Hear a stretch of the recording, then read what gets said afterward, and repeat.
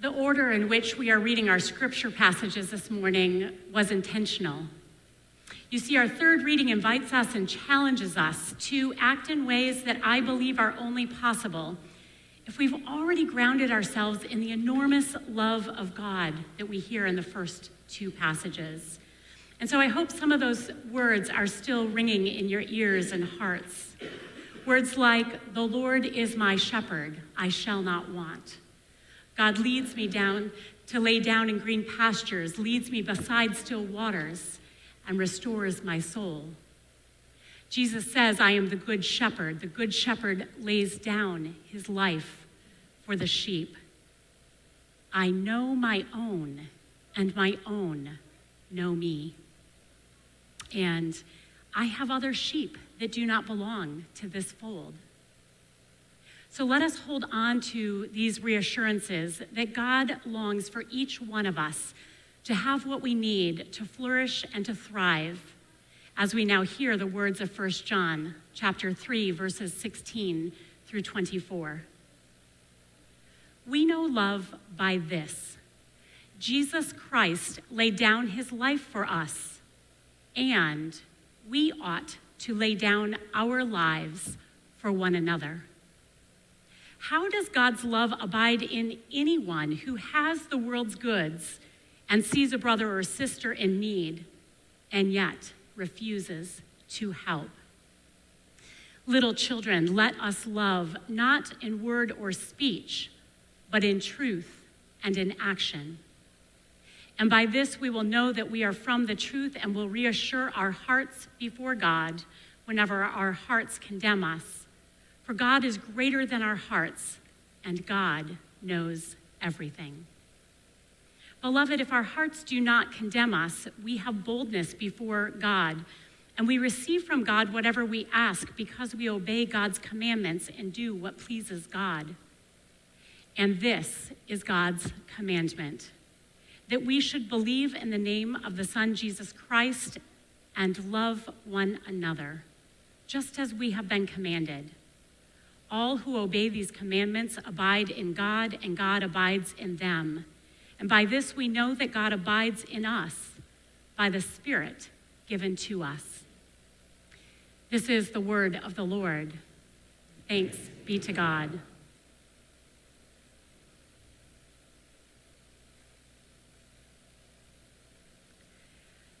There are many ways to sum up the gospel message. One way is to say this: God's deepest desire for this world is that all might have what they need.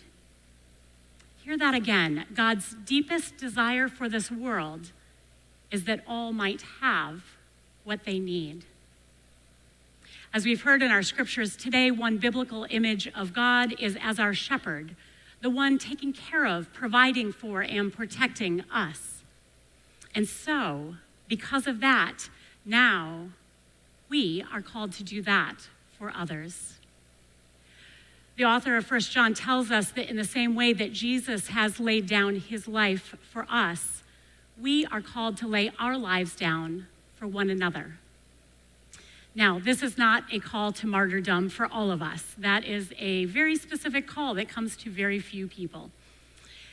And the author tells us exactly what he means in the next verses. So verses 17 and 18, I'm going to read it this time in a different translation just so we can hear it differently. This is from the Inclusive Language New Testament. It reads, "If you have more than enough material possessions and see your neighbors in need, yet close your hearts to them, how can the love of God be living in you?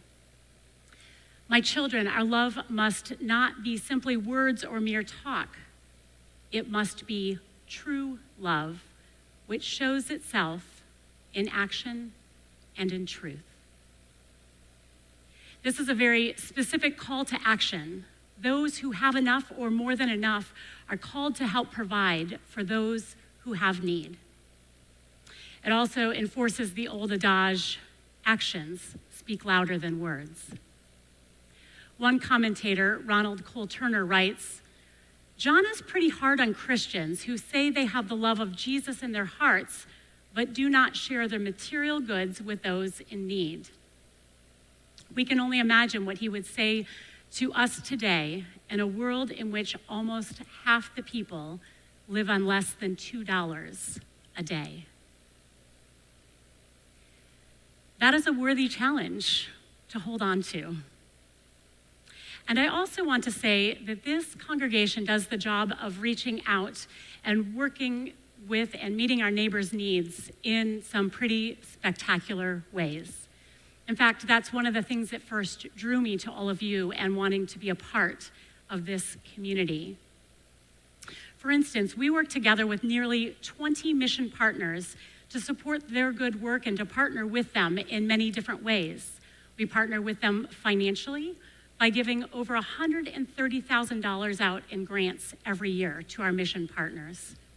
We partner with our hands and feet through service, and we partner through prayer. And so today, I want us to both celebrate the work that we are already doing, and I also want to challenge us to continue dreaming about how we might continue to meet the changing needs of our city and our world. Desmond Tutu uses this analogy of a river to help understand how we think about reaching out to those in need. He says, imagine that you're sitting on the bank of a river and you're watching the waters flow by. And you begin to notice that there are people in the water. And when you look real closely, you'll see these are not happy, smiling, joyful, laughing people. These are people who are struggling. And then you start to see somebody go under and back up and under and back up. And so you worry that they might be near drowning. And so you jump into the river and you pull that person out. But then you see more and more people. And so you continue jumping into the river and pulling more and more people out of the river. And as this goes on and on, you realize there's just not enough of us on the bank. And so we go get some of our friends. We invite them to come down to the bank with us and say, there's people in the water. They need our help. They need us to pull them out. And we do that all together. But you see this cycle, it's endless. It goes on and on because there are always going to be people in the water that need our help. And so this is what Desmond Tutu says. He says that at some point, some of us, we're going to need to walk upstream and find out why people are falling in the water. Why are there so many people in the water? Friends, when we collect tuna for Westminster Neighborhood Services, when we work in their food pantry, when we donate goods to furnish apartments for Family Promise, when we participate in Day of Caring or work with a lot of our other mission partners, we are participating in the good work of helping pull people out of the water. But what is also true is this: those things are not going to end hunger or end homelessness or end any of the other problems that plague our society.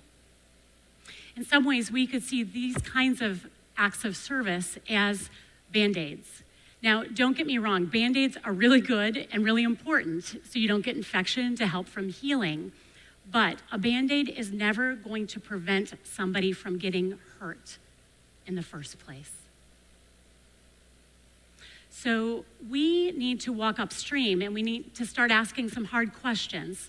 Questions like, why can parents work a full-time job and still not afford to put food on the table and put a roof over their children's heads? Questions like, for those who are food insecure and need to shop on a budget, why is it cheaper to buy orange soda instead of orange juice? And why is it cheaper to buy potato chips than fresh fruits and vegetables? Friends, that is true in our country, but it is not true in every country around the world. Or right here in Indianapolis, if a renter has a problem in their rental property, black mold, the heater goes out in the wintertime, why is it that when they report that problem to the health department, after they've talked to the landlord and the landlord has refused to fix it, why is it that they found themselves evicted a couple months later? Why is it that renters in Indiana do not have recourse to hold their landlords accountable for fixing serious problems through a process called escrow?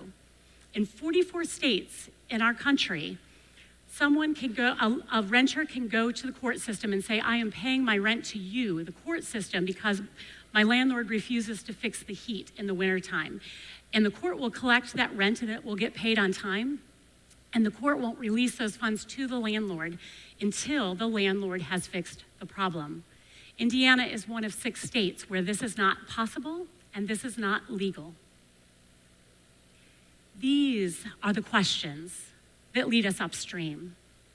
We need to understand the systems that cause people to fall into the water.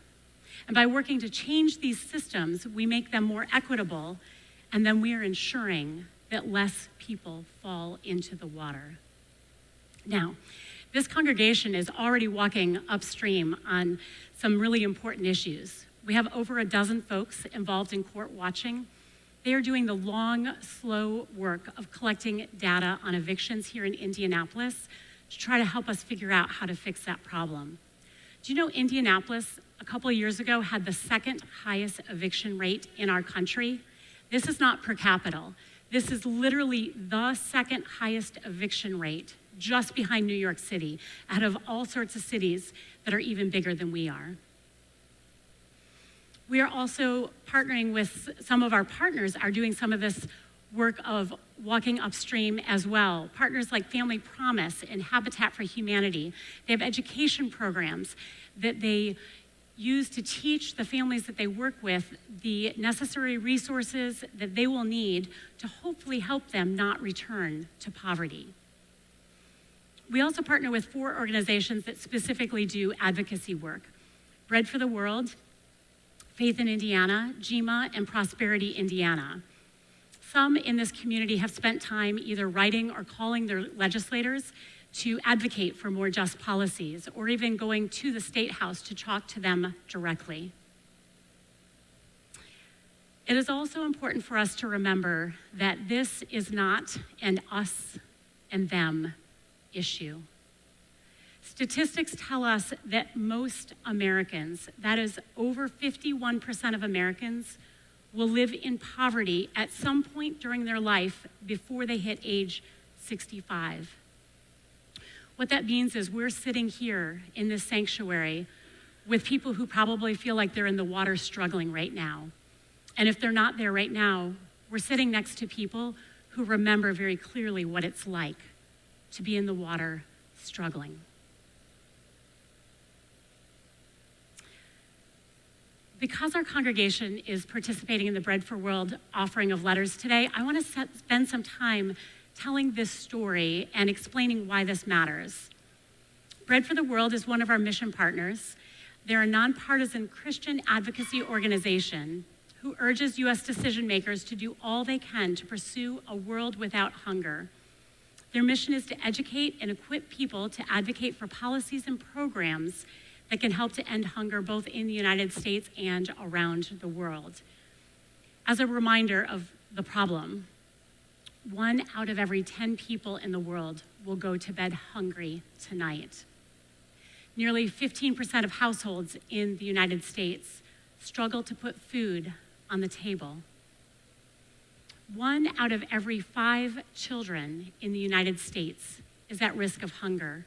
And when we're talking about our Black and Latino and Latina neighbors, that's 1 in 3 children at risk of hunger.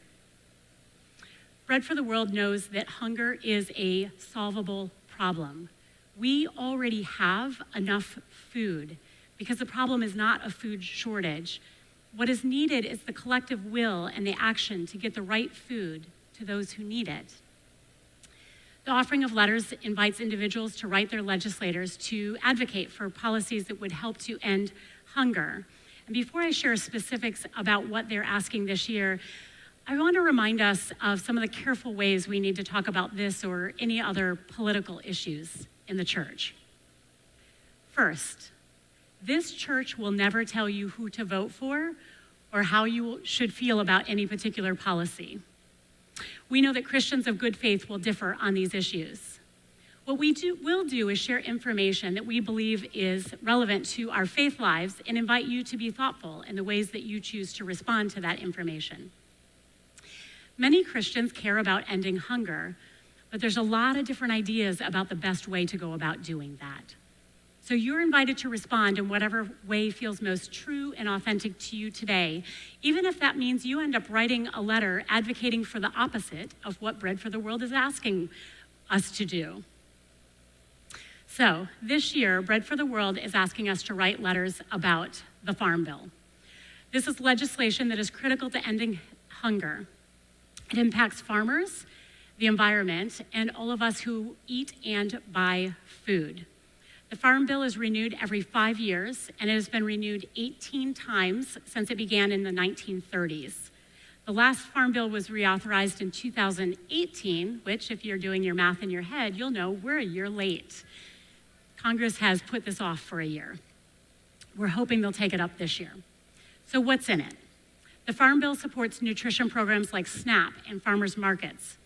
It supports farmers through subsidies, federal loan programs, and crop insurance to protect against loss. It supports conservation programs for farms, ranches, forests, and supports renewable energy sources, all of which, if you're looking ahead to tomorrow, tie into things for Earth Day. It also supports training and support for farmers of color and female farmers, which tie into our commitments as a Matthew 25 congregation. Now, some people may ask why we should even care about legislation. I mean, here at Northminster, we already support some great organizations, Gleaners, Westminster Neighborhood Services, and the Society of St. Andrew. All of them are doing a great job of putting food in the hands of our neighbor. Why should we even care about legislation? Here is why. Federal support feeds more than 10 times the number of folks that every single church or nonprofit feeds. So if federal support, this federal legislation went away, it would be worse, 10 times worse than if every food pantry and soup kitchen in the United States closed tomorrow. So, if this interests you, you are welcome to visit the tables in the gathering place afterwards or Bread for the World website to learn more about the Farm Bill. And if you're so inspired, we invite you to write a letter to one or all of your legislators.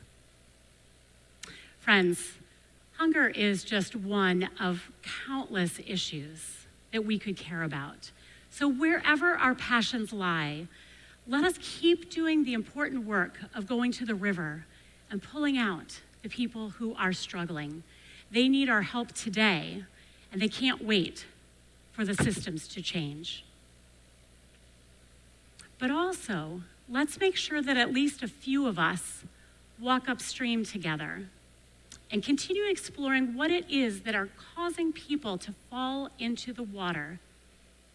It is through this long, hard work of advocating for systemic change that God's vision that all might have what they need can truly be realized.